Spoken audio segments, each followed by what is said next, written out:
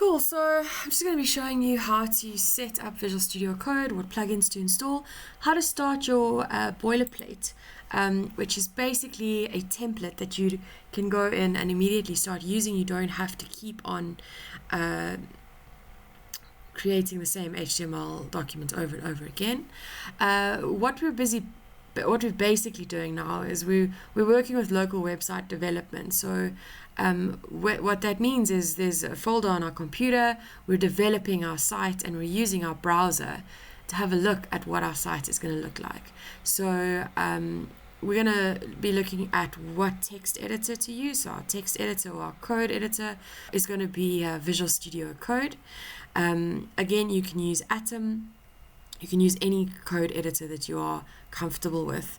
This one is just a matter of preference. You can find most things that we'll be doing. I mean, the basics are the basics, right? So we're basically going to be setting up our boilerplate. We're also going to be setting up our projects folder. So as a developer, you need to make sure that your folders are structured and laid out really, really well. Because remember, you're not the only person that may be using it. So what you can start off by doing is obviously go to the internet and you're searching for Visual Studio Code, not Visual Studio, because that's a different thing. So make sure that you look for the word code. And again, it's free to use, so you can download it for your Mac, for your PC. Even if you're working on Linux, you can use it. Okay, and so this code editor, it helps you code. The language is specific. The specific syntax gets highlighted. So if you're using a div, it's a certain color. If you're going to be going into JavaScript, it uses a certain color, which makes it nice to read. It also does automatic code indentation. So when you're reading your code, it can't just all be this mess. It has to have indents that actually allow us and help us as humans to read it. The computer doesn't care, it can read it. Also color scheme, so you can use dark mode or light mode. It's a plugin. It has plugins that I'm about to show you, and it also represents your code in the form of a tree. So again, you can drop down and drop down and drop down and branch off and branch off. And your folders and projects and files can also be seen, and it's easy to navigate between them and make sure that they're linking correctly and that everything is where it should be. Alright, so in Visual Studio Code, I'll show you when I do the boilerplate in the next video.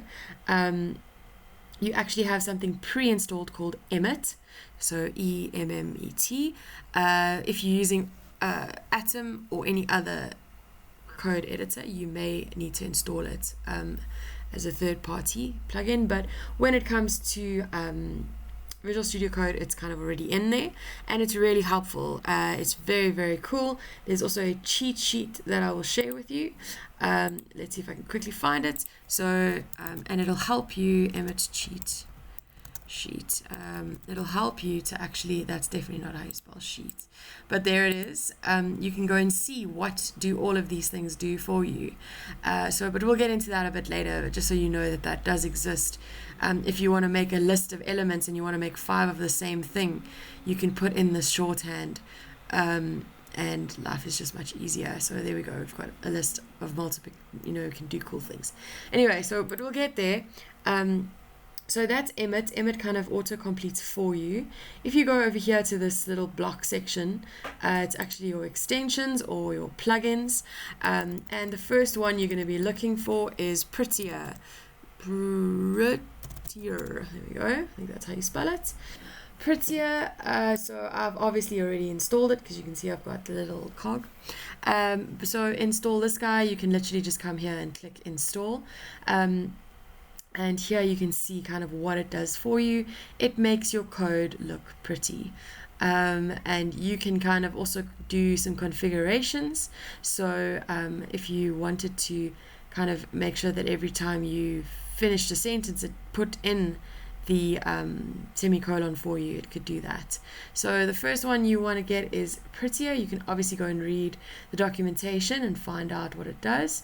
The next one you're going to be installing is something called Live Server. So later on, when we're creating JavaScript little programs, we aren't connected to a local host. So we need to actually go and make our computer think that it is actually running on the internet. And so Live Server helps you do that. It's very easy. You just click at the bottom and it literally lets you go live, and then you can view your JavaScript and have reactions and things that you need. So Live Server is very, very important. Make sure that you get that guy. And then let's see.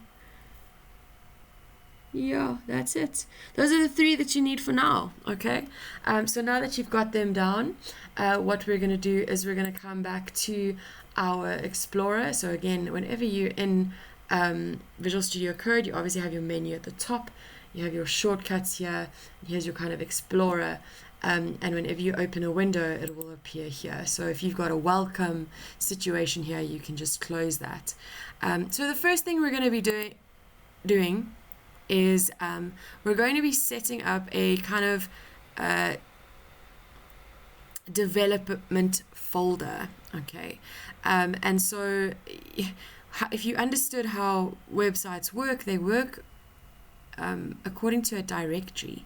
So on the internet, you are taking somebody's space on their server, and basically they've just given you a folder on their server, and you can then share your file, and if your names aren't correct and your files aren't in the right order, the links get lost and everything gets broken. So let me show you what I'm kind of looking at. What you should do is in your inner space on your computer, create a file called projects. Okay, no spaces,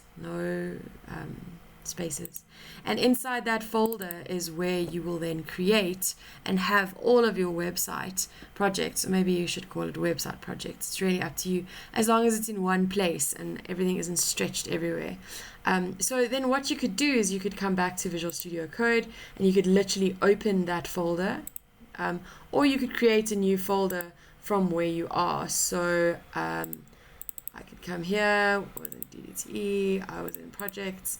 This is the folder that I've selected, and now Visual Studio Code is looking inside of that file. So if I were to move that file, it would cry and say, where have you taken my file? And again, all of the files and folders that I'm going to create, I'm actually going to create here in Visual Studio Code. I could go and create them in my File Explorer or on my computer, but it's not really necessary. So the first file that I always create when I'm creating my boilerplate is my index.html. We know this, and it's inside my root folder, but it's not inside anything. There is just my index. Okay. The next file that I'm going to create, well, I'm going to put it in a folder. So as you can see, I can create a new folder, and I can call this CSS, and there's my folder, so it's empty. If I create now a style tile, not a style tile, but a style sheet, so I'm going to call it style CSS. Again, you can call it anything you like, as long as it doesn't have any spaces in it. So let's check. There we go. It's in our folder. I'm then going to create another folder called JS. And for now, we're going to keep this. We're going to not really use much JS, but just because I'm creating for later, I'm going to call this script.js. Okay. So now I've got my folders. There we go, very happy about that. I'm also going to create a new folder called images. So img or images, it's really up to you. You could also maybe create, oopsie, you see I've made it inside that folder, I don't want it in there. Are you sure you want to move it? Yes, move it. There we go. So now it's outside of that. So make sure you don't make a folder within a folder by accident like I just did. So I just dragged it out, by the way. So you could call this resources. Really, as long as your naming convention makes sense, then you should be fine. Okay, so far you should have Visual Studio Code installed.